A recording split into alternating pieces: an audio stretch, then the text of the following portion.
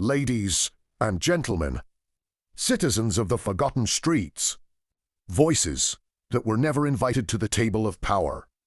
I stand before you today not as a hero, not as a king, and certainly not a role model, but as what society itself has created, the president of delinquency. I was not elected by ballots, but by abandonment. I was not crowned by law, but by silence. I did not rise through institutions, but through cracks in justice, in opportunity, and in hope. Delinquency does not begin with crime. It begins with neglect. It begins when schools close their doors before minds have opened. When hunger speaks louder than morality. When a child learns fear before learning trust.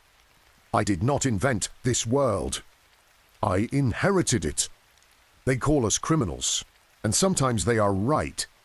We steal, we hurt, we destroy, but no one asks why destruction became our language. No one asks why violence feels like the only dialect power understands. Society points at the wound and blames it for bleeding. As president of delinquency, I govern no country on a map, but I rule a territory made of alleys, prisons, broken homes, and forgotten names. My people are those who were told they were.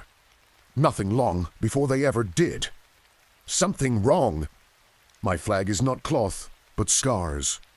I do not excuse crime. I explain it. There is a difference, and the world refuses to learn it.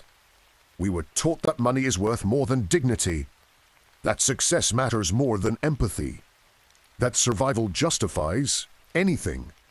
When the legal road is blocked, the illegal one becomes a temptation, then a habit, then an identity. And once the world calls you a monster long enough, some begin to act like one. Power condemns us loudly, but listens to us never. Politicians visit our neighborhoods only during campaigns, and police visit them only during raids. No one comes to build, only to control. No way come only to punish. I stand here to say this. Delinquency is not a nation, it is a symptom. Arresting it without curing the cause is like breaking a mirror. Because you hate your reflection. If I truly had power, real power, I would resign this presidency forever.